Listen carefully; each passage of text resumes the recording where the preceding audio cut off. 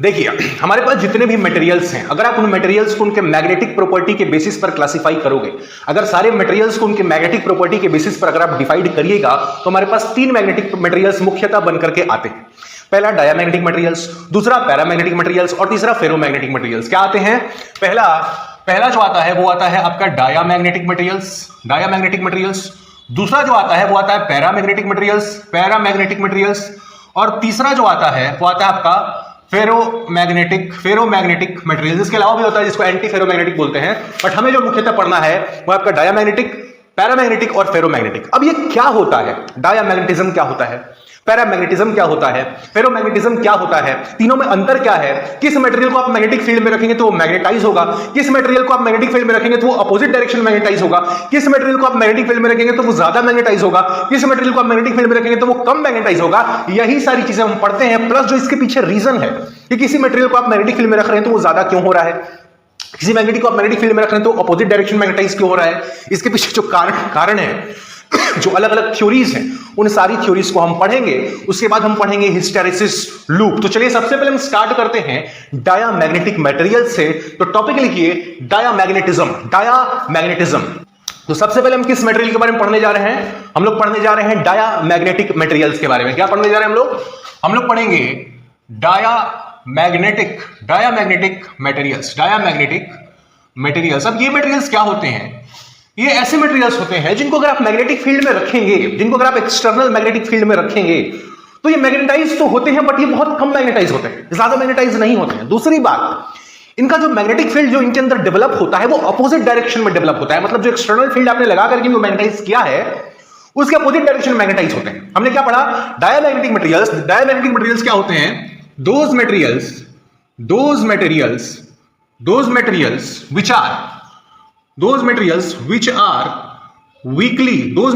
are weakly magnetized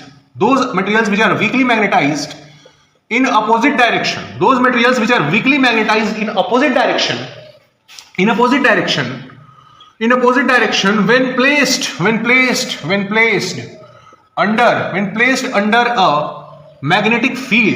under a magnetic field are called diamagnetic materials। यानी ऐसे materials जो opposite direction में weakly magnetise होते हैं, अगर आप उनको मैग्नेटिक फील्ड में रखिएगा तो उनको हम क्या बोलते हैं? डायमैग्नेटिक मटेरियल्स बोलते हैं। अब ऐसा क्यों होता है और इनकी कुछ प्रॉपर्टीज भी होती हैं, वो क्या होती हैं वो सब हम पढ़ेंगे। तो सबसे पहले तो आपने देखा कि अगर सपोज कीजिए कि आपका ये बार मैग्नेट है, ठीक है, इसका ये नॉर्थ पोल है, इसका ये साउथ पोल है आपके बार मैग्नेट का, और अगर आपने इस मैग्नेट के पास इसके नजदीक लाकर के एक डायमैग्नेटिक मटेरियल को रखा, अगर आपने एक डायमैग्नेटिक मटेरियल को रखा तो भाई ये क्या होगा? मैग्नेटाइज होगा ये, बट ये अपोजिट डायरेक्शन मैग्नेटाइज होगा। मतलब कि नॉर्थ पोल के पास क्या बन जाएगा? आपका नॉर्थ पोल, और इधर क्या बन जाएगा? South pole. आप देखो, जो ये आपका बार मैग्नेट था, इसमें जो मैग्नेटिक फील्ड लाइंस थी वो कुछ ऐसी बन रही होंगी, नॉर्थ पोल से निकल करके साउथ पोल की ओर आ रही होंगी। बट जो आपने डायमैग्नेटिक मटेरियल को इसके पास में रखा है, इसके बाजू में रखा है, इसमें जो मैग्नेटिक फील्ड लाइंस होंगी वो इसके जस्ट अपोजिट डायरेक्शन में होंगी। क्या होंगी? इसके जस्ट अपोजिट डायरेक्शन में बन रही होंगी। तो ये जो आपके डायमैग्नेटिक मटेरियल्स होते हैं, ये मैग्नेटिक फील्ड में रखने पर अपोजिट डायरेक्शन में मैग्नेटाइज होते हैं। अपोजिट डायरेक्शन में मैग्नेटाइज होने का रिजल्ट क्या होता है?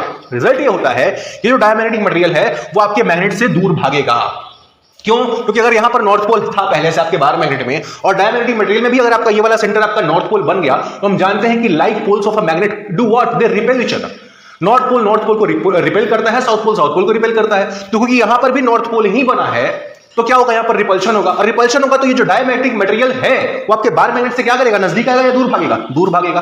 तो दूर भागेगा तो हमको मतलब क्या समझ में आता है कि जो डायमैग्नेटिक मटेरियल्स होते हैं वो स्ट्रॉन्ग मैग्नेटिक फील्ड से वीक मैग्नेटिक फील्ड की तरफ जाने का उनकी प्रवृत्ति होती है। यहां पर क्या है? North pole of the bar magnet जो आपने लाया था, तो यहां पर मैग्नेटिक फील्ड क्या होगा? स्ट्रॉन्ग। और ये क्या कर रहा है? इससे दूर भागना चाह रहा है। तो डायमैग्नेटिक मटेरियल्स की जो प्रवृत्ति होती है, जो प्रॉपर्टी होती है, वो स्ट्रॉन्ग से वीक मैग्नेटिक फील्ड की तरफ जाने की प्रवृत्ति इनकी होती है। आया बात समझ में? अब ये हम लोग एक्सपेरिमेंटली कैसे चेक करते हैं? सपोज कीजिए कि आपने क्या किया, पहले हम थोड़ा सा इस फिगर को मिटाते हैं, कुछ स्पेस बनाते हैं, फिर हम समझते हैं कि इसको एक्सपेरिमेंटली हम कैसे देख सकते हैं। सपोज कीजिए कि आपने एक बाउल में या फिर अपने कंटेनर में आपने कुछ डायमैग्नेटिक मटेरियल्स को रख रखा है, राइट? आपने कुछ डायमैग्नेटिक मटेरियल्स को रख रखा है, और आप इस बाउल के नीचे दो बार मैग्नेट्स लेकर के आ जाते हैं। क्या करते हैं आप दो बार मैग्नेट्स लेकर के इस बाउल के नीचे आ जाते हैं, राइट? और इन दोनों बार मैग्नेट्स के बीच में कुछ दूरी तो है, मतलब दोनों बार मैग्नेट्स जो आप लेकर के आए हैं इनके बीच में कुछ तो दूरी है। तो अगर दूरी है तो यहां पर मैग्नेटिक फील्ड, बार मैग्नेट के पोल्स के पास जो मैग्नेटिक फील्ड होगा वो क्या होगा? स्ट्रांग होगा। स्ट्रांग होगा। और क्योंकि इन दोनों बार मैग्नेट्स के बीच में कुछ गैप है, तो इस गैप में मैग्नेटिक फील्ड जो होगा वो क्या होगा, वीक होगा, वीक होगा। और जो डायमैग्नेटिक मटेरियल्स अगर आप उनको इस सेटअप में रखेंगे तो इनकी प्रवृत्ति क्या होती है, स्ट्रॉन्ग मैग्नेटिक फील्ड से वीक मैग्नेटिक फील्ड की तरफ जाने की प्रवृत्ति होती है। तो जो डायमैग्नेटिक मटेरियल जो पहले इस तरह से रखे हुए थे वो अब कुछ इस तरह से अलाइंड हो जाएंगे, कुछ इस तरह से अलाइंड हो जाएंगे स्ट्रॉन्ग से वीक की तरफ, स्ट्रॉन्ग से वीक की तरफ ये जो है कुछ खुद को अलाइन करके बैठ जाएंगे। क्यों? क्योंकि ये स्ट्रॉन्ग से वीक की तरफ जाना चाहते हैं। आई बात समझ में? अगर इसी सेटअप में, अगर सपोज इसी सेटअप में अगर आप इन मैग्नेट्स को आप करीब ले आते हैं, इन बार मैग्नेट्स को अगर आप करीब ले आते हैं, जिसके चलते क्या हो कि इनके पास में अगर आप इनको पास ले आएंगे तो ये जो गैप बनेगा यहां पर मैग्नेटिक फील्ड क्या हो जाएगा, दोनों का मैग्नेटिक फील्ड, सपोज कीजिए नॉर्थ पोल है और ये साउथ पोल है, तो दोनों के चलते जो गैप में मैग्नेटिक फील्ड होगा वो एड अप हो जाएगा। तो इस गैप में जो आपका मैग्नेटिक फील्ड, अगर दो बार मैग्नेट्स पास में आएंगे तो जो गैप रहेगा इसमें मैग्नेटिक फील्ड दोनों का ऐड हो जाएगा। तो यहां पर गैप में स्ट्रॉन्ग मैग्नेटिक फील्ड बन गई, स्ट्रॉन्ग मैग्नेटिक फील्ड बन गई। और इनके पोल्स के पास कंपैरेटिवली वीक है, यहां पर दोनों का ऐड हो गया तो यहां पर ज्यादा है, और पोल्स के पास इनका खुद का सिर्फ अकेले का था तो यहां पर कंपैरेटिवली वीक मैग्नेटिक फील्ड है, वीक मैग्नेटिक फील्ड है। तो ऐसे केस में जो डायमैग्नेटिक मटेरियल्स होंगे उनका क्या होगा, ये खुद को कुछ इस तरह से अलाइन कर लेंगे, स्ट्रॉन्ग से वीक की तरफ जाने की प्रवृत्ति होती है। तो इनका जो अलाइनमेंट होगा कुछ वो इस तरह से हो जाएगा, जहां पर स्ट्रॉन्ग मैग्नेटिक फील्ड है वहां पर ये कम हो जाएंगे, जहां पर वीक मैग्नेटिक फील्ड है वहां पर इनका एक्यूमुलेशन ज्यादा हो जाएगा। तो हमने अभी डायमैग्नेटिक मटेरियल में अभी तक क्या पढ़ा? पहला चीज हमने पढ़ा डायमैग्नेटिक मटेरियल्स वो मटेरियल्स होते हैं जिनको अगर आप एक एक्सटर्नल मैग्नेटिक फील्ड में रखेंगे तो मैग्नेटाइज तो होंगे बट अपोजिट डायरेक्शन मैग्नेटाइज होंगे। अपोजिट डायरेक्शन मैग्नेटाइज होने के चलते इनकी जो प्रवृत्ति होती है वो क्या होती है, स्ट्रॉन्ग मैग्नेटिक फील्ड से वीक मैग्नेटिक फील्ड की तरफ जाने की प्रवृत्ति होती है। अब इनकी कुछ प्रॉपर्टीज हैं। पहली प्रॉपर्टी तो यही है कि they magnetise in opposite direction. दूसरा, they have a tendency to move from strong magnetic field to weak magnetic field. इसके अलावा जो बाकी प्रॉपर्टीज हैं वो अभी हम देखने जा रहे हैं कि क्या है। पहले इसको वीडियो पॉज कीजिए और इन फिगर्स को ड्रॉ कीजिए। इनकी जो तीसरी प्रॉपर्टी है वो क्या है कि the net magnetic field inside a diamagnetic material वो क्या होता है, कम होता है। सपोज कीजिए आपका एक्सटर्नल मैग्नेटिक फील्ड था, कुछ इस डायरेक्शन में था, आपने इसके अंदर एक डायमैग्नेटिक मटेरियल को रखा, भाई तो ये मैग्नेटाइज तो हो रहा है, लेकिन ये अपोजिट डायरेक्शन मैग्नेटाइज हो रहा है। इसके अंदर जो मैग्नेटिक फील्ड डेवलप हो रही है वो आपके अप्लाइड एक्सटर्नल मैग्नेटिक फील्ड से अपोजिट डायरेक्शन में हो रही है। तो इस मटेरियल के अंदर, डायमैग्नेटिक मटेरियल के अंदर जो नेट मैग्नेटिक फील्ड बन रहा है वो क्या बन रहा है, कम हो जाएगा कि नहीं हो जाएगा, बाहर में इस डायरेक्शन में, इसके अंदर इस डायरेक्शन में। तो इस मटेरियल के अंदर जो नेट मैग्नेटिक फील्ड बना वो कम हो जाएगा कि नहीं हो जाएगा। तो तीसरी प्रॉपर्टी यही है कि the magnetic field inside the diamagnetic material, the net magnetic field inside the diamagnetic material is less, is what is less. अब इसके चलते होता क्या है, इसके चलते होता यह है इनकी जो रिलेटिव परमिएबिलिटी जो होती है डायमैग्नेटिक मटेरियल्स की वो 1 से कम होती है। रिलेटिव परमिएबिलिटी होता क्या है, रिलेटिव परमिएबिलिटी होता है mu r equal to mu upon mu naught, जहां म्यू क्या होता है magnetic permeability of a substance और दूसरा म्यू नॉट क्या होता है magnetic permeability of free space. ये म्यू क्या बताता है, ये बताता है द डिग्री और extent up to which the magnetic field lines can pass through a substance.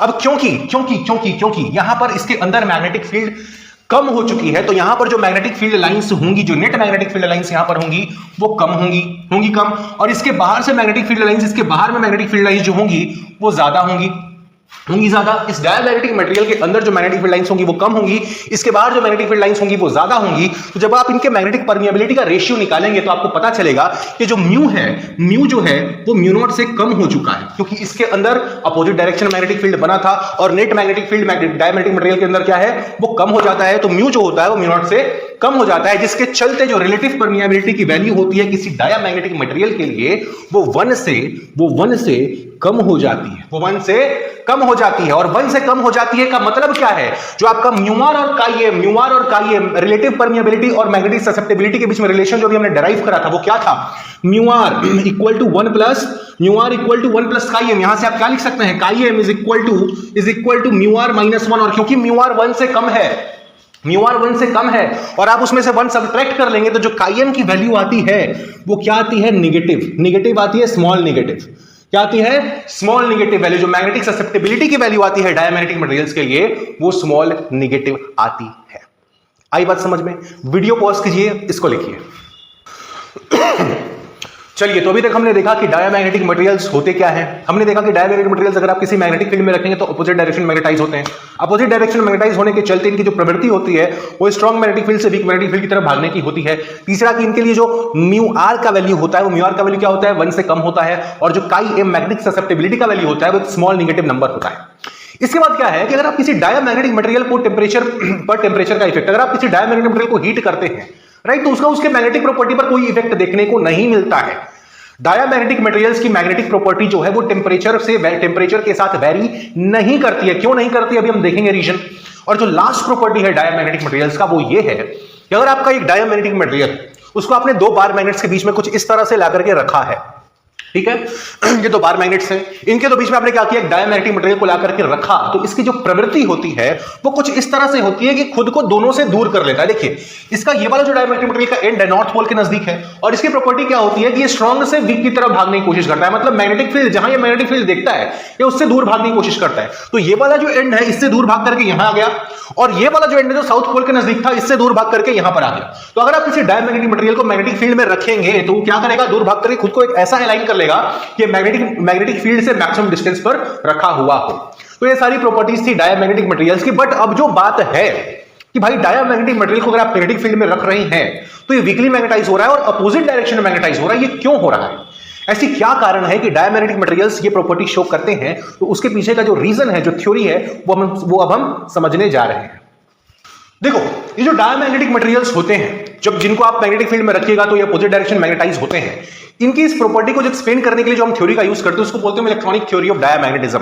Electronic theory की हेल्प से हम क्या करते हैं, एक्सप्लेन करते हैं कि डायमैग्नेटिक मटेरियल्स ऐसा बिहेवियर क्यों शो करते हैं। बट पहली बात जान लीजिए कि जो डायमैग्नेटिक मटेरियल्स होते हैं जनरली वो मटेरियल्स होते हैं जिनके वैलेंस इलेक्ट्रॉन्स हमेशा पेयर में होते हैं, जिनके आउटर मोस्ट ऑर्बिट में इलेक्ट्रॉन्स हमेशा पेयर्स में होते हैं। आई बात समझ में? डायमैग्नेटिक मटेरियल्स जनरली वो मटेरियल्स होते हैं जिनके पास वैलेंस इलेक्ट्रॉन्स पेयर्स में होते हैं, यानी आउटर मोस्ट ऑर्बिट में जो इलेक्ट्रॉन होते हैं वो पेयर्स में होते हैं।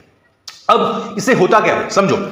सबसे पहले इमेजिन करो कि आपने एक डायमैग्नेटिक मटेरियल को सिर्फ रखा हुआ है, किसी मैग्नेटिक फील्ड में आपने नहीं रखा है, आपने सिर्फ एक डायमैग्नेटिक मटेरियल पकड़ा और उसको ला करके रखा हुआ है, आप उसको स्टडी कर रहे हैं, आपने एक्सटर्नल मैग्नेटिक फील्ड अभी अप्लाई नहीं करा है। तो आप सपोज कीजिए कि इस डायमैग्नेटिक मटेरियल का ये आपका आउटर मोस्ट ऑर्बिट है, ठीक है, आउटर मोस्ट ऑर्बिट है, ये आपका न्यूक्लियस है।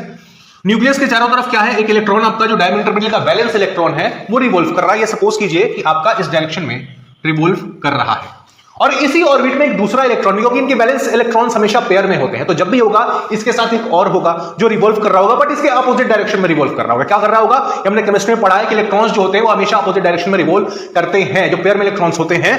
तो एक इलेक्ट्रॉन अगर इस डायरेक्शन में रिवॉल्व कर रहा है तो जो दूसरा इलेक्ट्रॉन इसी ऑर्बिट में होगा उसको हम अलग से बना रहे हैं, उसके रिवॉल्यूशन को दिखाने के लिए उसको सेम ऑर्बिट में हम उसको अलग से बना रहे हैं। तो सपोज कीजिए कि इसका जो दूसरा वाला बैलेंस इलेक्ट्रॉन होगा वो इस ऑर्बिट में, ये आपका न्यूक्लियस हुआ, ये दूसरा वाला जो इलेक्ट्रॉन होगा वो इसके अपोजिट डायरेक्शन में, अगर ये एंटी क्लॉकवाइज डायरेक्शन में रिवॉल्व कर रहा है तो ये क्लॉकवाइज डायरेक्शन में रिवॉल्व कर रहा होगा। अब होगा क्या, आपने एक्सटर्नल अभी कोई मैग्नेटिक फील्ड अप्लाई नहीं करा है, ध्यान दीजिएगा, आपने एक्सटर्नली कोई मैग्नेटिक फील्ड अभी तक अप्लाई नहीं करा। आप सिर्फ आपका एक डायमैग्नेटिक मटेरियल है, इसका आप इलेक्ट्रॉन्स को स्टडी कर रहे हो, दोनों वैलेंस इलेक्ट्रॉन्स को आप स्टडी कर रहे हो। एक वैलेंस इलेक्ट्रॉन जो है आपका एंटी क्लॉकवाइज डायरेक्शन में रिवॉल्व कर रहा है, दूसरा वैलेंस इलेक्ट्रॉन जो है आपका क्लॉकवाइज डायरेक्शन में रिवॉल्व कर रहा है, ठीक है। अब एक बात बताइए, अगर इलेक्ट्रॉन इस डायरेक्शन में रिवॉल्व कर रहा है तो इसकी वजह से जो करंट जनरेट हो रहा होगा वो किस डायरेक्शन में होगा, वो इसके अपोजिट डायरेक्शन में होगा। हमने पढ़ा है कि जो करंट का डायरेक्शन हम लेते हैं वो कन्वेंशनली इलेक्ट्रॉन्स के मोशन के अपोजिट डायरेक्शन में हम लेते हैं। तो अगर आपका इलेक्ट्रॉन इस एंटी क्लॉकवाइज डायरेक्शन में रिवॉल्व कर रहा है तो इसमें जो करंट जनरेट हो रहा होगा वो आपका क्लॉकवाइज डायरेक्शन में होगा कि नहीं होगा। सिमिलरली यहां पर अगर आपका जो इलेक्ट्रॉन है वो क्लॉकवाइज डायरेक्शन में रिवॉल्व कर रहा है तो यहां पर जो करंट जनरेट होगा वो एंटी क्लॉकवाइज डायरेक्शन में होगा कि नहीं होगा कि नहीं होगा, एंटी क्लॉकवाइज डायरेक्शन में। अब आपने पढ़ा है अगर एक सर्कुलर लूप में करंट फ्लो कर रहा हो, करंट आई, और उस करंट का डायरेक्शन अगर आपका क्लॉकवाइज हो तो इसका जो अपर फेस है, जिस फेस से आप देख रहे हैं, वो साउथ पोल की तरह बिहेव करता है। और अगर इसी करंट कैरिंग लूप में अगर आपका करंट एंटी क्लॉकवाइज डायरेक्शन में मूव कर रहा हो तो जो आपका ये अपर फेस है वो आपका नॉर्थ पोल की तरह बिहेव कर रहा है। यानी कि सेम ऑर्बिट में एक इलेक्ट्रॉन ने क्लॉकवाइज करंट बनाया और उसी ऑर्बिट में दूसरे इलेक्ट्रॉन ने एंटी क्लॉकवाइज करंट बनाया। यानी कि दोनों करंट्स की वजह से जो मैग्नेटिक फील्ड बन रही होंगी वो इक्वल तो होंगी बट अपोजिट डायरेक्शन में होंगी। एक का जो साउथ पोल होगा वो आगे की तरफ होगा, दूसरे का जो साउथ पोल होगा वो पीछे की तरफ होगा। माने कि जो दोनों मैग्नेटिक फील्ड्स इन दोनों इलेक्ट्रॉन्स की वजह से जनरेट हो रही हैं सेम ऑर्बिट में, जो दोनों इलेक्ट्रॉन्स के रिवॉल्यूशन की वजह से मैग्नेटिक फील्ड जनरेट हो रही है वो इक्वल तो है बट अपोजिट डायरेक्शन में है, जिसके चलते अगर एक डायमैग्नेटिक मटेरियल, सिर्फ आपने एक डायमैग्नेटिक मटेरियल को लेकर के रख दिया, कोई आपने एक्सटर्नल मैग्नेटिक फील्ड अप्लाई नहीं करा है, तो जो नेट मैग्नेटिक फील्ड बन रहा होगा वो क्या कर रहा होगा, कैंसिल आउट कर जा रहा होगा, वो नेट मैग्नेटिक फील्ड एक दूसरे को ये इसका मैग्नेटिक फील्ड और इसका मैग्नेटिक फील्ड एक दूसरे को कैंसिल आउट कर जा रहा होगा। तो जो net magnetic field diamagnetic material के लिए बन रही होगी initially without any externally applied magnetic field, वो बैलेंस आउट कर जा रही होगी, वो जीरो हो जा रही होगी। तो पहला चीज आपको ये समझ में आया कि diamagnetic materials initially magnetic property क्यों शो नहीं करते हैं। हाँ, अब क्या होगा कि इसी डायमैग्नेटिक मटेरियल को आप एक एक्सटर्नली अप्लाइड मैग्नेटिक फील्ड में रखेंगे और देखेंगे कि जब आप इस डायमैग्नेटिक मटेरियल को आप अलग से आप एक मैग्नेटिक फील्ड लगा करके रखेंगे तो इनके प्रॉपर्टीज में क्या चेंजेस आती हैं। ठीक है, तो अब हम क्या करते हैं कि इन्हीं दोनों इलेक्ट्रॉन्स जो भी रिवॉल्व कर रहे थे, आप क्या कर रहे हैं कि आपने एक्सटर्नली एक मैग्नेटिक फील्ड अब यहां पर अप्लाई कर दिया है। आपने क्या किया है, एक्सटर्नल मैग्नेटिक फील्ड इसके परपेंडिकुलर डायरेक्शन में आपने अप्लाई कर दिया है। और ये दोनों जो एक्चुअल है, दोनों हमने सेम ऑर्बिट को दिखाया है क्योंकि दोनों इलेक्ट्रॉन्स का रिवोल्यूशन अलग अलग है, इसलिए हमने बस दोनों इलेक्ट्रॉन्स को अलग अलग दिखाया है। ठीक है, तो सेम मैग्नेटिक फील्ड यहां भी होगी। ठीक है, तो अब हम देखेंगे कि भैया अभी तक तो चलो ठीक था, आपने कोई मैग्नेटिक फील्ड दिया नहीं था, इसके पास कोई मैग्नेटिक प्रॉपर्टी थी नहीं, जो मैग्नेटिज्म जनरेट हो रहा था एक इलेक्ट्रॉन की वजह से दूसरा इलेक्ट्रॉन उस मैग्नेटिज्म के जस्ट अपोजिट डायरेक्शन में मैग्नेटिक फील्ड जनरेट करके उसको कैंसिल आउट कर दे रहा था। बट अगर आपने एक्सटर्नल मैग्नेटिक फील्ड डाल दिया तो उससे क्या यहां पर चेंजेस आएंगे। तो सबसे पहले देखो, जरा सा हम इसको इरेज करते हैं ताकि हमारे पास दिखाने के लिए, ड्रॉ करने के लिए थोड़ा स्पेस हो। देखो, इनिशियली जब ये मैग्नेटिक फील्ड नहीं भी रहा होगा, चाहे आपने मैग्नेटिक फील्ड डाल भी दिया, तो इलेक्ट्रॉन पे क्या चार्ज है, नेगेटिव चार्ज। न्यूक्लियस में कौन सा चार्ज है, पॉजिटिव चार्ज। तो इन दोनों के बीच में, सेंटर न्यूक्लियस और इलेक्ट्रॉन के बीच में एक इलेक्ट्रिकल फोर्स तो लग ही रहा होगा, Fe, एक इलेक्ट्रोस्टैटिक फोर्स ऑफ अट्रैक्शन तो लग रहा होगा। ठीक है, ये तो पहले भी लग रहा था, अभी भी लग रहा है, मतलब मैग्नेटिक फील्ड लगाने से पहले भी लग रहा था, अभी भी लग रहा है। अब आपने क्या किया है, मैग्नेटिक फील्ड डाला है, इलेक्ट्रॉन क्या है, ये वाला जो इलेक्ट्रॉन था आपको एंटी क्लॉकवाइज डायरेक्शन में रिवॉल्व कर रहा था, तो इसकी जो वेलोसिटी थी वो इस डायरेक्शन में थी या रही होगी। ठीक है, इसकी जो वेलोसिटी v है वो इस डायरेक्शन में रही होगी। अब जरा बताइए कि एक चार्ज जब एक मैग्नेटिक फील्ड में मूव करता है वेलोसिटी v के साथ, तो उस पर फोर्स कितना लगता है। एक चार्ज, आई रिपीट, एक चार्ज q एक externally applied magnetic field B में अगर मूव करता है वेलोसिटी v के साथ, तो उस पर फोर्स कितना लगता है, F equal to QV cross B, हमने पढ़ा है, QVB साइन थीटा होता है। और यहां पर वेलोसिटी किधर है, इस डायरेक्शन में।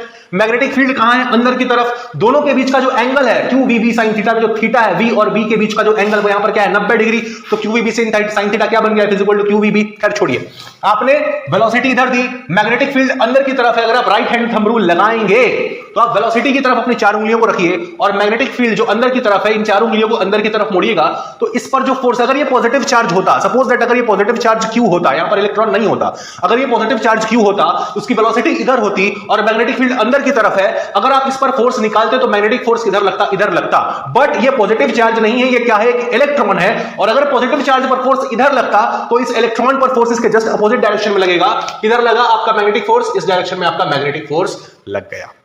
ये मैग्नेटिक फोर्स पहले नहीं था, जब आपने एक्सटर्नल मैग्नेटिक फील्ड अप्लाई नहीं किया था तब यहां पर कोई मैग्नेटिक फोर्स नहीं था, सिर्फ आपका ये इलेक्ट्रोस्टैटिक फोर्स था। और इस फोर्स के सेंट्रीपिटल फोर्स देने की वजह से ये आपका इलेक्ट्रॉन जो आपका रिवॉल्व कर रहा था। बट जैसे ही आपने magnetic field, externally applied magnetic field यहां पर डाला, इस पर फोर्स लगना शुरू हुआ अपोजिट डायरेक्शन में, इस इलेक्ट्रोस्टैटिक फोर्स ऑफ अट्रैक्शन के अपोजिट डायरेक्शन में फोर्स लगना शुरू हो गया। अच्छा, यहां पर क्या हो रहा होगा भाई, यहां पर भी जरा देख लेते हैं। मतलब यहां पर, मतलब कि उसी ऑर्बिट में जो दूसरा इलेक्ट्रॉन है जो अपोजिट डायरेक्शन में रिवॉल्व कर रहा है, उसके साथ क्या हो रहा होगा, एक बार उसको देख लेते हैं।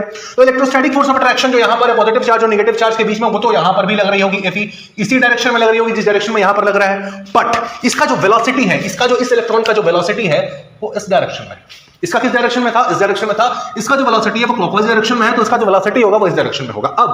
अब अगर ये पॉजिटिव चार्ज होता, सबसे पहले भूल जाओगे यहां पर इलेक्ट्रॉन है, अगर ये पॉजिटिव चार्ज होता और वेलोसिटी v से मूव कर रहा होता, मैग्नेटिक फील्ड इसके अंदर है, इस पर जो मैग्नेटिक फोर्स लगता, किस डायरेक्शन में लगता, इस डायरेक्शन में लगता अगर ये पॉजिटिव चार्ज होता। बट क्योंकि ये इलेक्ट्रॉन है, इस पर चार्ज अपोजिट होता है, तो इस पर जो मैग्नेटिक फोर्स Fm लगेगा वो कुछ इस डायरेक्शन में लगेगा कि नहीं लगेगा, लगेगा कि नहीं लगेगा।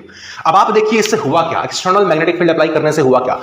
एक जो इलेक्ट्रॉन है उस पर मैग्नेटिक फोर्स बाहर की तरफ लग रहा है, दूसरा जो इलेक्ट्रॉन है जो अपोजिट डायरेक्शन में रिवॉल्व कर रहा है उस पर मैग्नेटिक फील्ड अंदर की डायरेक्शन में लग रहा है। जिससे हो क्या रहा है, यहां पर जो centripetal force, net centripetal force जो किसी ऑब्जेक्ट को सर्कुलर पाथ पर रिवॉल्व कराता है, यहां पर जो नेट सेंट्रीपिटल फोर्स बन रहा होगा Fe माइनस Fm बन रहा होगा, यानी नेट सेंट्रीपिटल फोर्स यहां पर क्या हो रहा होगा, कम हो जा रहा होगा। और यहां पर क्या है, net centripetal force Fe plus Fm बढ़ जा रहा होगा। आई रिपीट, यहां पर जो net force acting towards the centre, net force acting towards the centre Fe minus Fm, net force कम हो जा रहा होगा। यहां पर जो net force acting towards the centre Fe plus Fm बढ़ जा रहा होगा। और सेंट्रीपिटल फोर्स होता क्या है, mv²/r। तो यहां पर क्या हुआ, यहां पर जो आपका सेंट्रीपिटल फोर्स है वो बढ़ गया। यहां पर क्या हुआ, जो आपका एक सेकंड, यहां पर हम कुछ स्पेस पहले बना लेते हैं ताकि हमारे पास लिखने का जगह हो। इस वाले इलेक्ट्रॉन के लिए क्या हुआ, इस पर जो सेंट्रीपिटल फोर्स लग रहा था, ये सेंट्रीपिटल फोर्स इस वाले के लिए कम हो गया और इस वाले के लिए सेंट्रीपिटल फोर्स बढ़ गया। यहां तक समझ में आया। अब जो सेंट्रीपिटल फोर्स होता है वो क्या होता है, mv²/r।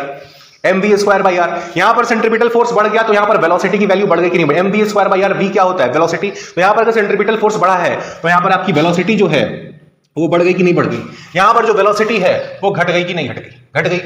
टाइम पीरियड क्या होता है, t = 2πr/v, t = 2πr/v, time period = 2πr/v, जहां पर टाइम पीरियड = 2πr/v। अगर वेलोसिटी बढ़ी है, अगर यहां पर वेलोसिटी बढ़ी है तो इसका टाइम पीरियड क्या हो गया, टाइम पीरियड कम हो गया। यहां पर वेलोसिटी घटी है, यहां पर वेलोसिटी घटी है तो इसका जो टाइम पीरियड है वो क्या है, बढ़ गया। ये देखो दोनों इलेक्ट्रॉन्स के लिए दोनों सेम ऑर्बिट में है, बट क्योंकि अपोजिट डायरेक्शन में रिवॉल्व कर रहे हैं और आपने एक्सटर्नल मैग्नेटिक फील्ड अप्लाई किया तो देखो कैसे वैल्यूज चेंज हो रही हैं। इसका टाइम पीरियड घट गया, इसका टाइम पीरियड बढ़ गया। करंट क्या होता है, करंट I इक्वल टू क्या होता है, Q/T। यहां पर क्या है, E/T, क्योंकि इलेक्ट्रॉन है तो I equal to E/T। Time period यहां पर क्या है, घटा है, टाइम पीरियड घटा है तो जो करंट की वैल्यू है वो यहां पर बढ़ गई और यहां पर जो करंट टाइम पीरियड यहां पर बढ़ा है तो यहां पर जो करंट की वैल्यू है वो है घट गई। अब मैग्नेटिक फील्ड आ क्यों रहा था, करंट जनरेट होता है तो मैग्नेटिक फील्ड आता है। तो यहां पर अगर ज्यादा करंट जनरेट होगा तो यहां जो मैग्नेटिक फील्ड बना, यहां जो मैग्नेटिक फील्ड बना, जो पहले इस दोनों का, जो पहले दोनों बराबर मैग्नेटिक फील्ड बना रहे थे, अब यहां पर मैग्नेटिक फील्ड ज्यादा होगा और क्योंकि यहां पर करंट कम हो गया है तो यहां पर अब मैग्नेटिक फील्ड कम होगा। आप समझिए यहां पर कितना बड़ा ब्लंडर हो गया। पहले दोनों इलेक्ट्रॉन्स जो equal and opposite magnetic fields बना रहे थे, जैसे ही आपने एक्सटर्नल मैग्नेटिक फील्ड अप्लाई करके दे दिया, जो मैग्नेटिक फील्ड बना रहा है ये वाला इलेक्ट्रॉन वो ज्यादा बना रहा है और जो दूसरा इलेक्ट्रॉन बना रहा है वो कम बना रहा है। अपोजिट डायरेक्शन में अभी भी बना रहा है बट ये कम बना रहा है और ये ज्यादा बना रहा है। तो जो पहले मैग्नेटिक फील्ड एक दूसरे को कैंसिल आउट कर दे रहे थे अब वो कैंसिल आउट नहीं करेंगे। अब ये मटेरियल जो है वो कुछ मैग्नेटिक, उसमें कुछ मैग्नेटिज्म आ चुका है, कुछ मैग्नेटिक फील्ड आ चुका है, अब ये मैग्नेटिक बिहेवियर शो करना शुरू कर देगा। आई बात समझ में। और एक सेकेंड, और यहां पर जो आपका करंट जो आपका फ्लो कर रहा था वो एंटी क्लॉकवाइज डायरेक्शन में, करंट इलेक्ट्रॉन अगर आपका इस डायरेक्शन में मूव कर रहा था तो करंट आपका एंटी क्लॉकवाइज डायरेक्शन में मूव कर रहा था। तो इसके चलते जो आपका नॉर्थ पोल बनी थी ऊपर की तरफ बनी थी, यानी कि जो आपका मैग्नेटिक फील्ड जो आपने एक्सटर्नल डायरेक्शन में जो आपने मैग्नेटिक फील्ड अप्लाई किया है उसके अपोजिट डायरेक्शन में जो है आपका मैग्नेटिक फील्ड जनरेट हुआ है, या फिर जो नेट मैग्नेटिक फील्ड आपका जो बन करके आया, अगर आपने पहले इनिशियली अगर आपने मैग्नेटिक फील्ड अंदर की तरफ दिया था तो जो नेट मैग्नेटिक फील्ड बन करके आया वो कहां, वो बाहर की तरफ बन करके आया, यानी कि मैग्नेटिक फील्ड के अपोजिट दिशा में जो है वो नेट मैग्नेटिक फील्ड बन करके आया। इससे आपको मतलब समझ में आया। इससे मतलब यह है कि आपको ये जो रीजन है ये आपको समझा रहा है कि क्यों डायामैग्नेटिक मटेरियल्स में जो मैग्नेटिज्म जनरेट होता है वो मैग्नेटिक अप्लाइड मैग्नेटिक फील्ड के अपोजिट डायरेक्शन में हो रहा है। जो मैग्नेटिक फील्ड यहां पर बढ़ा है, जिस मैग्नेटिक फील्ड की वैल्यू बढ़ी है, जिस करंट की वैल्यू बढ़ी है, उसके चलते जो आप मैग्नेटिक फील्ड का डायरेक्शन निकालेंगे तो वो बाहर की तरफ आएगा। बढ़ने वाला फील्ड बाहर है और घटने वाला फील्ड अंदर है, तो जो नेट मैग्नेटिक फील्ड बना वो बाहर की तरफ बना था। आपने मैग्नेटिक फील्ड किधर दिया था, अंदर की तरफ, बट इसके अंदर जो मैग्नेटिक फील्ड जनरेट हुआ वो बाहर की तरफ जनरेट हुआ। तो ये आपको एक्सप्लेन करता है कि क्यों डायामैग्नेटिक मटेरियल्स के अंदर जो मैग्नेटिक प्रॉपर्टी होती है वो अपोजिट डायरेक्शन में क्रिएट होती है। आई बात समझ में, यहां तक सब कुछ क्लियर है। तो ये आपको एक्सप्लेन करता है कि कैसे एक डायामैग्नेटिक मटेरियल जो इनिशियली मैग्नेटिकली न्यूट्रल था वो एक्सटर्नली अप्लाइड मैग्नेटिक फील्ड की वजह से मैग्नेटाइज हुआ और अपोजिट डायरेक्शन में मैग्नेटाइज हुआ। अब क्या है टेम्परेचर का इस पर क्या प्रभाव पड़ेगा। भाई एक बात बताओ, अगर आप टेम्परेचर बढ़ाएंगे, अगर आप उसको एनर्जी, हीट एनर्जी देंगे, टेम्परेचर देंगे, तो क्या होगा, इलेक्ट्रॉन्स के पास और वेलोसिटी आ जाएगी, दोनों इलेक्ट्रॉन्स की वेलोसिटी बढ़ जाएगी। जितनी वेलोसिटी इसकी बढ़ेगी उतनी ही वेलोसिटी इसकी बढ़ेगी। बट क्योंकि दोनों की वेलोसिटी बढ़ रही है और बराबर बढ़ रही है तो दोनों के मैग्नेटिक फील्ड में जो गैप पहले था वो गैप तो अब भी मेंटेन होगा। सपोज इनिशियली टेम्परेचर आपने नहीं बढ़ाया था, आपने सिर्फ मैग्नेटिक फील्ड अप्लाई करी थी, तो दोनों के मैग्नेटिक फील्ड में जो गैप था, इसका मैग्नेटिक फील्ड कम हुआ था, इसका मैग्नेटिक फील्ड ज्यादा था, तो कुछ तो गैप था दोनों के मैग्नेटिक फील्ड में। जब आपने टेम्परेचर बढ़ाया तो जितनी वेलोसिटी इसकी बढ़ी उतनी ही वेलोसिटी इसकी बढ़ी, बट इसकी वेलोसिटी तो अब भी इससे ज्यादा, इस वाले से तो ज्यादा ही होगी ना। तो जो मैग्नेटिक फील्ड के बीच में गैप था वो टेम्परेचर बढ़ाने के बाद गैप तो अभी भी होगा। तो इसी वजह से डायामैग्नेटिक मटेरियल्स पर टेम्परेचर का कोई इफेक्ट नहीं दिखता है। आया समझ में, डायामैग्नेटिक मटेरियल्स पर टेम्परेचर कोई इफेक्ट नहीं दिखता है। अगर बात समझ में आ गई हो तो वीडियो को पॉज कीजिए, डायग्राम बनाइए, ठीक है, और उसके बाद हम देखते हैं कि डायामैग्नेटिक मटेरियल्स के बाद हमारा जो नेक्स्ट मटेरियल है पैरामैग्नेटिक मटेरियल्स, उनके लिए क्या चीजें हो रही हैं। हाँ भाई, तो डायमैग्नेटिक मटेरियल समझ में आया। ऐसे मटेरियल्स जिनको आप मैग्नेटिक फील्ड में रखते हैं तो अपोजिट डायरेक्शन में मैग्नेटाइज होते हैं और वीकली मैग्नेटाइज होते हैं, उनको हम डायमैग्नेटिक मटेरियल्स बोलते हैं। डायमैग्नेटिक मटेरियल्स जनरली कौन होते हैं? ऐसे मटेरियल्स होते हैं जिनके पास वैलेंस इलेक्ट्रॉन्स जो होते हैं वो पेयर्स में होते हैं। आई बात समझ में? अब डायमैग्नेटिक मटेरियल्स के कुछ एग्जांपल्स भी जान लो। अगर इतना पढ़ा है डायमैग्नेटिक मटेरियल पर, इतना रिसर्च किया है कि ये होता है, वो होता है, क्या होता है, कैसे होता है, तो कुछ एग्जांपल्स भी जान लो। जैसे आपके गोल्ड हो गया, कॉपर हो गया, सिल्वर हो गया, ये क्या करते हैं? ये डायमैग्नेटिज्म शो करते हैं। इसके बाद जो बाकी दो मटेरियल्स हैं, पैरामैग्नेटिक और फेरोमैग्नेटिक, अब इनके बारे में हमको पढ़ना है। इतना जान लीजिए कि पैरामैग्नेटिक मटेरियल्स और फेरोमैग्नेटिक मटेरियल्स दोनों की जो प्रॉपर्टी होती हैं वो सिमिलर होती हैं, एक जैसी होती हैं। बस एक अंतर ये होता है कि पैरामैग्नेटिक मटेरियल्स में कुछ कम होता है और फेरोमैग्नेटिक मटेरियल्स में वही चीज ज्यादा होता है। क्या होता है? मैंने क्या बोला, मैं फिर से रिपीट करता हूं। Paramagnetic materials and ferromagnetic materials की जो भी प्रॉपर्टी होंगी वो एक जैसी होंगी। अंतर बस इतना होगा कि जो पैरामैग्नेटिक में कम होगा, फेरोमैग्नेटिक में वही चीज ज्यादा होगी। क्या होगी? चलिए देखते हैं। तो पैरामैग्नेटिक मटेरियल्स, पैरामैग्नेटिक मटेरियल्स क्या होते हैं? Paramagnetic materials, the materials which are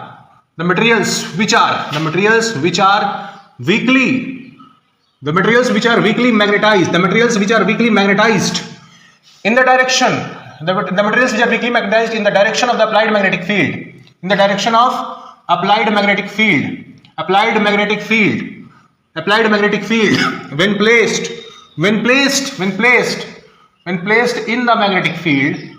when placed in the magnetic field are called what? Are called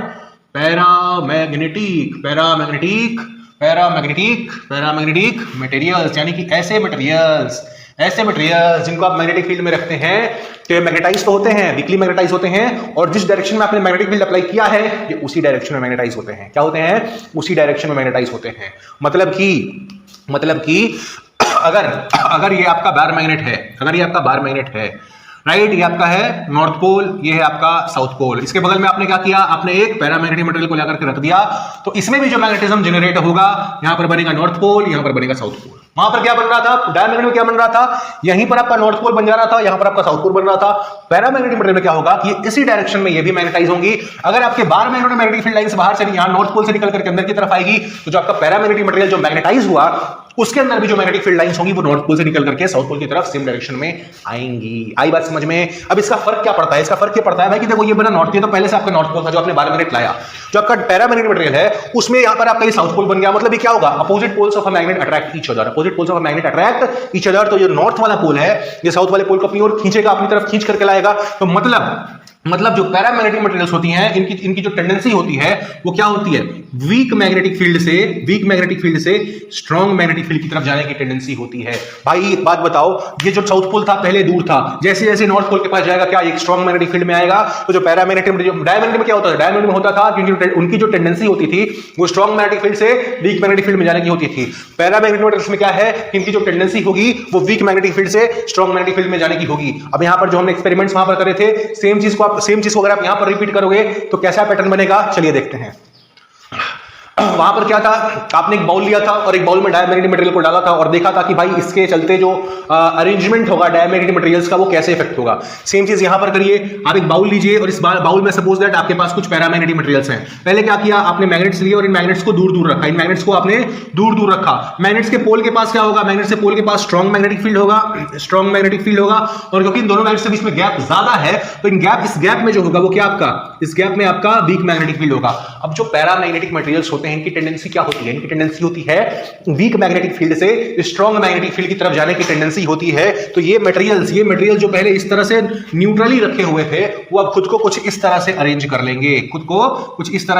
लेंगे। जहां वीक मैग्नेटिक फील्ड है वहां पर ये कम हो जाएंगे, जहां स्ट्रॉन्ग मैग्नेटिक फील्ड है उसकी तरफ ये जाकर के अलाइंड हो जाएंगे। आई बात समझ में? अगर इस सेम बाउल को अगर आप इन दोनों मैग्नेट्स को करीब ले आते हैं, सपोज आप इन दोनों मैग्नेट्स को यहां पर करीब ले आते हैं, तब इनका अरेंजमेंट कैसा होगा? अगर आप इन दोनों मैग्नेट्स को करीब ले आते हैं, जो पहले मैग्नेट्स आपने दूर रखे थे, अगर आप इन दोनों मैग्नेट्स को करीब ले आएंगे तो क्या होगा? यहां पर जो आपका गैप जो है वो कम हो गया। या अगर सपोज दैट यहां पर आपका नॉर्थ पोल है, यहां पर इस बार मैग्नेट का साउथ पोल है, क्योंकि आपने गैप कम कर दिया तो यहां पर जो गैप के बीच में जो मैग्नेटिक फील्ड होगी वो एडअप हो जाएगी। मैग्नेटिक फील्ड जब आपकी एडअप हो जाएगी, तो क्या होगा, यहां पर आपका गैप के बीच में आपका स्ट्रॉन्ग मैग्नेटिक फील्ड बन गया। पोल्स के पास कंपैरेटिवली क्या है, वीक मैग्नेटिक फील्ड है, और इनकी टेंडेंसी क्या होती है, डायमैग्नेटिक मटेरियल पैरामैग्नेटिक मटेरियल्स की टेंडेंसी क्या होती है, वीक से स्ट्रॉन्ग की तरफ, वीक से स्ट्रॉन्ग की तरफ। तो अब जो इनका अलाइनमेंट है वो कुछ इस तरह से होगा। जहां पर स्ट्रॉन्ग मैग्नेटिक फील्ड है वहां पर ये ज्यादा जाकर के एक्यूमुलेट कर जाएंगे, जहां पर वीक मैग्नेटिक फील्ड है वहां से ये भागने की कोशिश करेंगे। आई बात समझ में? तो आपने क्या पढ़ा, पैरामैग्नेटिक मटेरियल्स क्या होते हैं, पैरामैग्नेटिक मटेरियल्स वो मटेरियल्स होते हैं जिनको आप मैग्नेटिक फील्ड में रखते हैं तो ये मैग्नेटाइज होते हैं और मैग्नेटिक फील्ड के डायरेक्शन में ही मैग्नेटाइज होते हैं। आई बात समझ में? वीडियो पॉज कीजिए और लिख लीजिए। अब एक बात बताओ, अगर सपोज दैट ये आपका एक्सटर्नली अप्लाइड मैग्नेटिक फील्ड है, राइट, इसके अंदर आपने क्या किया, आपने एक पैरामैग्नेटिक मटेरियल को लाकर के रखा हुआ है। मैं बार बार बोल रहा हूं, जो प्रॉपर्टी पैरामैग्नेटिक मटेरियल की है वही फेरोमैग्नेटिक में भी होगी। फर्क बस इतना होगा कि पैरामैग्नेटिक में इसकी टेंडेंसी थोड़ी इंटेंसिटी कम होगी, पैरामैग्नेटिक में यही इंटेंसिटी बढ़ जाएगी। तो हम सेम दोनों के प्रॉपर्टीज को साथ साथ लेके चल रहे हैं, राइट। अब देखो, ये आपका एक्सटर्नली अप्लाइड मैग्नेटिक फील्ड है, ठीक है। इसके अंदर आपने क्या रखा, पैरामैग्नेटिक मटेरियल को रखा, तो इसके अंदर जो मैग्नेटिक फील्ड जनरेट होती है वो सेम डायरेक्शन में जनरेट होती है, ठीक है। तो इसके अंदर जो मैग्नेटिक फील्ड क्योंकि सेम डायरेक्शन में जनरेट हुई, तो इसके अंदर जो नेट मैग्नेटिक फील्ड बना वो पहले से कम होगा या पहले से ज्यादा होगा, पहले से ज्यादा होगा कि नहीं होगा। वहां पर क्या था, डायमैग्नेटिक में वहां पर opposite direction magnetic field generate हो रही थी, तो जो net magnetic field magnetic material के अंदर बन रहा था वो कम हो जा रहा था। यहां पर क्या होगा, वही चीज ज्यादा होगा। ज्यादा होने के चलते होगा क्या कि जो मैग्नेटिक फील्ड लाइंस होंगी वो इस मटेरियल से होकर के ज्यादा गुजरेंगी, यानी मैग्नेटिक फील्ड लाइंस का जो टेंडेंसी होगा इस मटेरियल से होकर के गुजरने का वो ज्यादा होगा। मतलब इसकी जो म्यू की वैल्यू होगी, मैग्नेटिक परमिएबिलिटी की वैल्यू होगी, वो म्यू नॉट से magnetic permeability of free space से ज्यादा होगी, जिसके चलते म्यू आर का जो वैल्यू है यहां पर 1 से बड़ा आएगा। रिपीट, मैग्नेटिक फील्ड लाइंस जो बाहर फ्री स्पेस में जितनी मैग्नेटिक फील्ड लाइंस होंगी उससे ज्यादा मैग्नेटिक फील्ड लाइंस इस मटेरियल से होकर क्रॉस हो रही होंगी, तो जो म्यू का वैल्यू होगा वो म्यू नॉट से बड़ा हो जाएगा। तो जो रिलेटिव परमिएबिलिटी म्यू आर का वैल्यू है वो आपका 1 से बड़ा होगा। आई बात समझ में? अब म्यू आर का वैल्यू अगर आपका 1 से बड़ा हो गया, तो हमने पढ़ा था म्यू आर और काई एम के बीच में क्या रिलेशन होता है, mu r equal to 1 plus chi m. तो काई एम जो होता है that is mu r minus 1। अगर आप 1 से बड़े नंबर से 1 घटाएंगे तो ये आपका काई एम क्या आएगा, इसके लिए काई एम जो है वो होगा पॉजिटिव, काई एम जो होगा वो होगा स्मॉल पॉजिटिव नंबर। वहां पर क्या आ रहा था, डायमैग्नेटिक के लिए स्मॉल नेगेटिव नंबर, यहां पर क्या आएगा, स्मॉल पॉजिटिव नंबर। अब पहले इसको लिख लीजिए। अब देखो, जो डायमैग्नेटिक मटेरियल्स थे उन पर टेम्परेचर का कोई प्रभाव नहीं पड़ रहा था। आप टेम्परेचर बढ़ा रहे थे तो भी उनकी जो मैग्नेटिक फील्ड थी वो उतनी ही रह रही थी, ना तो वो बढ़ रही थी ना तो वो घट रही थी। मतलब टेम्परेचर के साथ काई एम जो मैग्नेटिक ससेप्टिबिलिटी का वैल्यू था डायमैग्नेटिक मटेरियल्स के लिए वो वेरी नहीं कर रहा था। बट जैसे ही आप पैरामैग्नेटिक मटेरियल्स में आएंगे, अगर आप टेम्परेचर बढ़ाएंगे तो इनकी जो मैग्नेटिक ससेप्टिबिलिटी की जो वैल्यू होगी, द ईज ऑफ मैग्नेटाइजेशन की जो वैल्यू होगी वो कम हो जाएगी। टेम्परेचर बढ़ाने पर इनका मैग्नेटिक प्रॉपर्टी जो है वो पैरामैग्नेटिक मटेरियल्स का कम होता है। अब क्यों होता है, चलिए उसको समझ लेते हैं। अब समझना, डायमैग्नेटिक मटेरियल्स की प्रॉपर्टी को एक्सप्लेन करने के लिए हम कौन सी थ्योरी का यूज करते थे, इलेक्ट्रॉनिक थ्योरी का यूज करते थे। हम इलेक्ट्रॉन के अंदर जाते थे, देखते थे कि इलेक्ट्रॉन कैसे रिवॉल्व कर रहा है, और उसकी हेल्प से डायमैग्नेटिक मटेरियल्स की प्रॉपर्टी को हमने एक्सप्लेन करा था। पैरामैग्नेटिक मटेरियल्स की प्रॉपर्टी को एक्सप्लेन करने के लिए हम जिस थ्योरी का यूज करते हैं उसको कहा जाता है एटॉमिक और molecular theory of paramagnetism. Atomic और मॉलिक्यूलर थ्योरी ऑफ पैरामैग्नेटिज्म। अब एक बात समझिएगा, सपोज करें कि हम एक पैरामैग्नेटिक मटेरियल को लेते हैं। हमने क्या किया, एक पैरामैग्नेटिक मटेरियल को लिया, राइट। अभी आपने एक्सटर्नली कोई मैग्नेटिक फील्ड अप्लाई नहीं करा है, सिर्फ आपने एक पैरामैग्नेटिक मटेरियल लिया है। अब पैरामैग्नेटिक मटेरियल्स जनरली वो मटेरियल्स होते हैं जिनके पास जो वैलेंस इलेक्ट्रॉन होते हैं वो पेयर में नहीं होते हैं, वो सिंगल होते हैं, पेयर में नहीं होते हैं। अब डायमैग्नेटिक मटेरियल्स में क्योंकि वैलेंस इलेक्ट्रॉन पेयर में थे, तो एक इलेक्ट्रॉन जो मैग्नेटिक फील्ड जनरेट कर रहा था, दूसरा इलेक्ट्रॉन उसके अपोजिट डायरेक्शन में रिवॉल्व करके उसके मैग्नेटिक फील्ड को कैंसिल आउट कर दे रहा था। डायमैग्नेटिक में यही हो रहा था। बट क्योंकि यहां पर इलेक्ट्रॉन सिंगल है, तो ये जो मैग्नेटिक फील्ड जनरेट करेंगे वो कैंसिल आउट नहीं होगा। मतलब हर एक एटम के पास अपनी कुछ मैग्नेटिक फील्ड होगी। सपोज दैट इस पैरामैग्नेटिक मटेरियल्स के पास ये कुछ एटम्स हैं, तो यहां जो एटम्स होंगे उनमें हर एटम के पास अपनी एक मैग्नेटिक फील्ड होगी, क्योंकि यहां पर जो इलेक्ट्रॉन, जो valence electron magnetic field generate कर रहा होगा, उसको कैंसिल आउट करने के लिए कोई दूसरा इलेक्ट्रॉन नहीं बैठा है। तो यहां पर हर एटम के पास अपनी एक मैग्नेटिक फील्ड होगी। और क्योंकि सबकी मैग्नेटिक फील्ड इनिशियली जब आप एक्सटर्नल मैग्नेटिक फील्ड अप्लाई नहीं करके रखते हैं, क्योंकि सबके पास अपनी मैग्नेटिक फील्ड है और रैंडम डायरेक्शन मैग्नेटिक फील्ड है, तो सबकी मैग्नेटिक फील्ड एक दूसरे को कैंसिल आउट कर जाती है। आई बात समझ में? एक पैरामैग्नेटिक मटेरियल को जिसको आपने एक्सटर्नल मैग्नेटिक फील्ड में नहीं रखा है, तो हर एटम के पास अपना एक वैलेंस इलेक्ट्रॉन है और इसको कैंसिल आउट करने वाला कोई दूसरा इलेक्ट्रॉन नहीं है, तो हर एटम के पास अपनी मैग्नेटिक फील्ड तो होती है, बट क्योंकि सबकी मैग्नेटिक फील्ड रैंडम डायरेक्शन में होती है, इसलिए जो नेट मैग्नेटिक फील्ड आता है वो कैंसिल आउट होकर के जीरो हो जाता है। बट जैसे ही आप इस पैरामैग्नेटिक मटेरियल को एक एक्सटर्नली अप्लाइड मैग्नेटिक फील्ड में डालते हैं, जैसे ही आप इस पैरामैग्नेटिक मटेरियल को, जिसके अभी सारे एटम्स की मैग्नेटिक फील्ड एक दूसरे को कैंसिल आउट कर जा रही थी, जैसे ही आप इस पैरामैग्नेटिक मटेरियल को एक एक्सटर्नली अप्लाइड मैग्नेटिक फील्ड में डालते हैं, तो क्या होगा?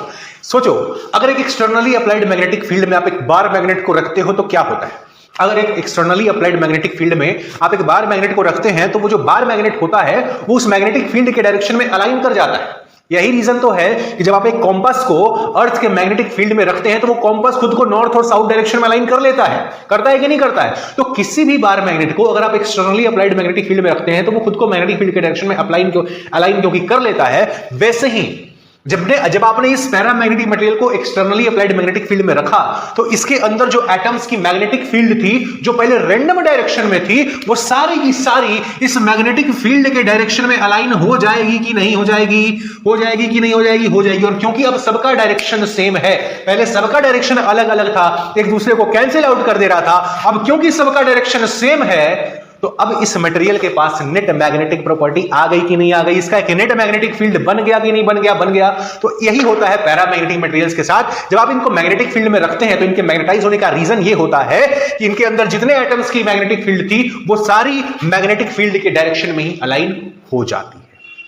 बट एक बात बताओ सर, जब टेम्परेचर बढ़ाते हैं तो हमने कहा था कि टेम्परेचर बढ़ाने के साथ भाई पैरामैग्नेटिक मटेरियल्स की जो मैग्नेटिक प्रॉपर्टी है, जो मैग्नेटिक ससेप्टिबिलिटी है, वो कम हो जाती है। तो इस टेम्परेचर के साथ ये कम क्यों हो रहा है?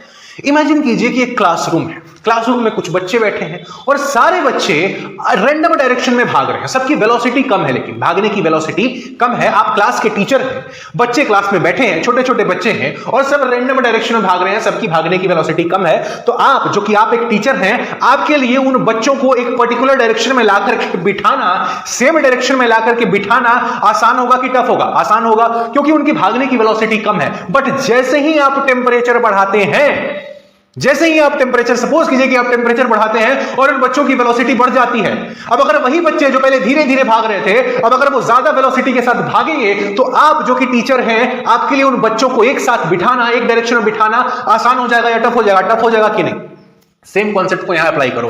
सब एटम्स पहले रैंडम डायरेक्शन में थे, सबकी वेलोसिटी, रिवॉल्व करने की वेलोसिटी कम थी, सब जो मैग्नेटिक फील्ड जनरेट कर रहे थे रैंडम डायरेक्शन में जनरेट कर रहे थे, तो खुद से कैंसिल आउट हो जा रहा था। जो इनकी वेलोसिटी भी थी वो वेलोसिटी कम थी। बट जैसे ही आपने मैग्नेटिक फील्ड अप्लाई किया, ये सबकी मैग्नेटिक फील्ड क्या हुई? जो पहले सबकी जो मैग्नेटिक फील्ड थी वो पहले रैंडम डायरेक्शन में थी। जैसे ही आपने मैग्नेटिक फील्ड अप्लाई किया, सारे के मैग्नेटिक फील्ड एक पर्टिकुलर डायरेक्शन में अलाइन हो गए। अब आप क्या कर रहे हैं? इनके अलाइन करने के बाद अगर आप टेम्परेचर बढ़ाएंगे, सपोज कीजिए पहले इनकी वेलोसिटी कम थी, तो मैग्नेटिक फील्ड के लिए, एक्सटर्नल मैग्नेटिक फील्ड के लिए उनको अलाइन करना आसान रहा होगा। जैसे जब बच्चों के भागने की वेलोसिटी कम थी तो टीचर के लिए उनको एक साथ बिठाना आसान रहा होगा। बट अगर आप टेम्परेचर बढ़ाएंगे, इन इलेक्ट्रॉन्स की रिवॉल्व करने की वेलोसिटी बढ़ जाएगी, तो अब जो एक्सटर्नल मैग्नेटिक फील्ड होगा उसके लिए इन सबको एक ही डायरेक्शन में लाकर के अलाइन करना मुश्किल हो जाता है। और यही रीजन है कि पैरामैग्नेटिक मटेरियल्स की जो मैग्नेटिक ससेप्टिबिलिटी है, जो ईज ऑफ मैग्नेटाइजेशन है, वो टेम्परेचर के साथ कम हो जाता है। आई रिपीट, जब इलेक्ट्रॉन्स की वेलोसिटी कम होती है, टेम्परेचर जब नॉर्मल होता है, तब एक्सटर्नल मैग्नेटिक फील्ड के लिए इन सबको एक पर्टिकुलर डायरेक्शन में अलाइन करना आसान होता है। बट आप जैसे टेम्परेचर बढ़ाते हैं, इनके इलेक्ट्रॉन्स की रिवॉल्व करने की वेलोसिटी बढ़ जाती है और एक्सटर्नल मैग्नेटिक फील्ड के लिए इन सबको एक पर्टिकुलर डायरेक्शन में अलाइन करना मुश्किल हो जाता है। इसलिए टेम्परेचर के साथ पैरामैग्नेटिक मटेरियल्स की जो मैग्नेटिक बिहेवियर होती है, जो मैग्नेटिक ससेप्टिबिलिटी होती है, वो कम हो जाती है। आई बात समझ में? ड्रॉ कीजिए, वीडियो पॉज करके फिर हम आगे बढ़ते हैं। आपने क्या कहा कि भाई पैरामैग्नेटिक मटेरियल्स अगर आप टेम्परेचर बढ़ाएंगे तो उनकी मैग्नेटिक प्रॉपर्टी कम होगी, उनकी मैग्नेटिक ससेप्टिबिलिटी कम होगी। यानी आप कह रहे हैं कि काई एम जो मैग्नेटिक ससेप्टिबिलिटी है पैरामैग्नेटिक मटेरियल के लिए, टेम्परेचर के साथ इनवर्सली प्रोपोर्शनल होता है। आप यही कह रहे हैं। मैथमेटिकली देखते हैं कि ये आता है कि नहीं।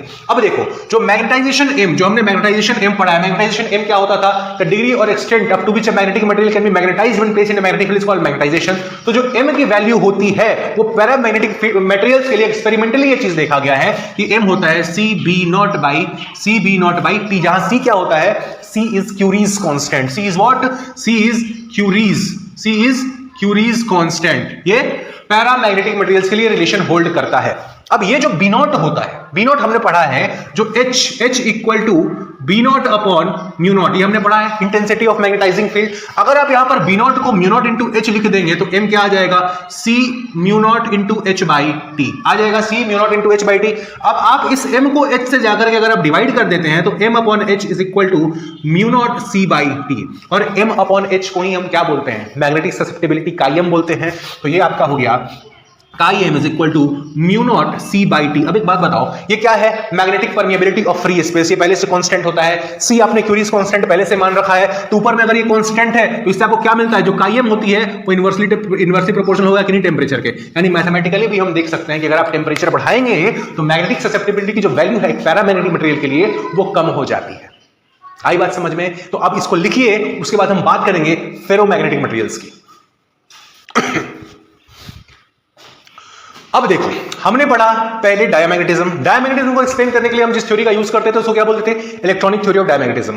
फिर हमने एक्सप्लेन करा पैरामैग्नेटिज्म। पैरामैग्नेटिज्म को एक्सप्लेन करने के लिए हम किस थ्योरी का यूज करते थे, एटॉमिक थ्योरी ऑफ पैरामैग्नेटिज्म। अब हम बात करने जा रहे हैं फेरोमैग्नेटिज्म। फेरोमैग्नेटिज्म हमने आपको पहले ही बोल रखा है कि पैरामैग्नेटिज्म एंड फेरोमैग्नेटिज्म दोनों सेम होते हैं, फर्क बस इतना होता है कि पैरामैग्नेटिज्म में जो चीजें कम होती हैं फेरोमैग्नेटिज्म में वही चीजें ज्यादा हो जाती हैं। क्या होती हैं, सेम चीजें ज्यादा हो जाती हैं। तो फेरोमैग्नेटिक मटेरियल में जब प्रॉपर्टी सेम होती है तो हम बात कर लेते हैं कि इनमें फिर डिफरेंस कहां है, ठीक है। और ये फेरोमैग्नेटिक मटेरियल्स पैरामैग्नेटिक मटेरियल से ज्यादा क्यों मैग्नेटाइज होते हैं, हम बार बार बोल रहे हैं, हम बार बार ये तो बात बोल रहे हैं कि पैरामैग्नेटिक मटेरियल्स और फेरोमैग्नेटिक मटेरियल्स में क्या डिफरेंस है, कि पैरामैग्नेटिक मटेरियल्स कम मैग्नेटाइज होंगी और फेरोमैग्नेटिक मटेरियल्स उनसे ज्यादा मैग्नेटाइज होंगी। तो ये जो डिफरेंस है कि फेरोमैग्नेटिक मटेरियल ज्यादा मैग्नेटाइज हो जाती हैं वो क्यों होती हैं, उसको हम देखते हैं।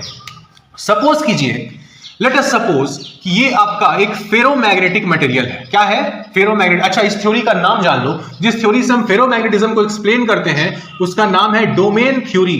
Domain theory of ferromagnetism. भैया पहले मैं आपको बता दे रहा हूं, आपने क्या बोला था, पैरामैग्नेटिज्म और फेरोमैग्नेटिज्म, पैरामैग्नेटिक मटेरियल और फेरोमैग्नेटिक मटेरियल दोनों की प्रॉपर्टी सेम होती हैं। अगर आप पैरामैग्नेटिक मटेरियल को भी मैग्नेटिक फील्ड में रखोगे और फेरोमैग्नेटिक मटेरियल को भी मैग्नेटिक फील्ड में रखोगे, दोनों मैग्नेटाइज होते हैं, दोनों सेम डायरेक्शन में, जिस डायरेक्शन में मैग्नेटिक फील्ड है उसी डायरेक्शन में दोनों मैग्नेटाइज होते हैं। फर्क बस इतना होता है कि पैरामैग्नेटिक मटेरियल्स कम मैग्नेटाइज होते हैं, फेरोमैग्नेटिक मटेरियल्स ज्यादा मैग्नेटाइज होते हैं। अब ये डिफरेंस क्यों आता है कि फेरोमैग्नेटिक मटेरियल ज्यादा मैग्नेटाइज क्यों होते हैं, उसी को हम समझने जा रहे हैं with the help of domain theory of ferromagnetism. अब सपोज कीजिए कि आपने यहां पर एक फेरोमैग्नेटिक मटेरियल ले रखा है और इनिशियली आपने कोई मैग्नेटिक फील्ड नहीं दिया है, ठीक है। तो फेरोमैग्नेटिक मटेरियल्स में डिफरेंस क्या होता है कि यहां जो एटम्स होते हैं ना वो डोमेन बना करके रहते हैं। डोमेन इन द सेंस कि पहले जो एटम्स इंडिविजुअली मौजूद थे, राइट, यहां ये एटम्स झुंड बना करके रहते हैं, मतलब कि यहां पर एटम्स ग्रुप में रहते हैं। वहां पर क्या था पैरामैग्नेटिक में कि हर एटम अलग अलग बैठा हुआ था, मुंह फुला करके, सब अलग अलग मुंह फुला करके बैठा हुआ था और अपनी अलग अलग मैग्नेटिक फील्ड बना रहा था जो एक दूसरे को कैंसिल आउट कर जा रही थी। यहां क्या है, एटम्स का ग्रुप चलता है, एटम्स का झुंड बना करके एटम्स रहते हैं और एक झुंड में जो एटम्स होते हैं उनकी मैग्नेटिक फील्ड सबकी सेम डायरेक्शन में अलाइन होती है। अगर ये एक ग्रुप ऑफ एटम्स है तो इसमें जो भी मैग्नेटिक फील्ड होगा, जितने भी एटम्स का मैग्नेटिक फील्ड होगा वो सबका सेम डायरेक्शन में होगा। दूसरे वाले झुंड का जो मैग्नेटिक फील्ड होगा, दूसरे वाले डोमेन का जो मैग्नेटिक फील्ड होगा इसके जस्ट अपोजिट डायरेक्शन में होगा। सिमिलरली इस वाले में इधर होगा तो इसका बगल वाले में अपोजिट होगा।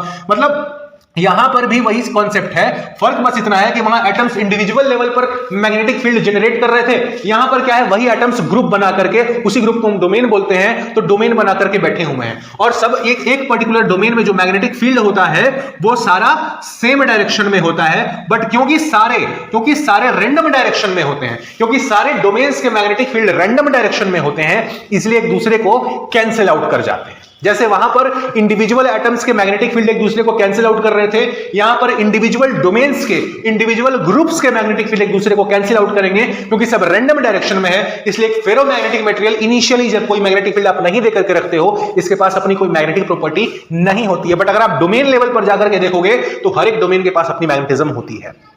अब मजा कहां आता है, मजा वहां आता है, कांड वहां होता है जब आप इस पर मैग्नेटिक फील्ड अप्लाई कर देते हैं। सपोज कीजिए कि आपने इसी फेरोमैग्नेटिक मटेरियल को जो कि जिसमें कि एटम्स जो होते हैं वो डोमेन के फॉर्म में ग्रुप बना करके होते हैं, आपने क्या किया, इसी फेरोमैग्नेटिक मटेरियल में आपने एक्सटर्नल मैग्नेटिक फील्ड अप्लाई कर दिया। जैसे ही आप एक्सटर्नल मैग्नेटिक फील्ड अप्लाई करेंगे इस फेरोमैग्नेटिक मटेरियल के अक्रॉस, ये सारे डोमेन्स की मैग्नेटिक फील्ड जो पहले रैंडम डायरेक्शन में थी वो सारी की सारी मैग्नेटिक फील्ड के डायरेक्शन में अलाइन हो जाएगी कि नहीं हो जाएगी। हमने अभी देखा था भाई, क्या देखा था कि अगर आप किसी बार मैग्नेट को किसी मैग्नेटिक फील्ड में रखते हैं तो वो बार मैग्नेट खुद को उस मैग्नेटिक फील्ड के डायरेक्शन में अलाइन कर लेता है। अब सेम कॉन्सेप्ट को यहां पर लगाइए जो आपने पैरामैग्नेटिक में लगाया था। पैरामैग्नेटिक में क्या लगाया था कि हर एक एटम की जो मैग्नेटिक फील्ड थी जो पहले रैंडम डायरेक्शन में थी, जब आपने मैग्नेटिक फील्ड अप्लाई किया था तो वो सारी मैग्नेटिक फील्ड के डायरेक्शन में अलाइन हो गई थी।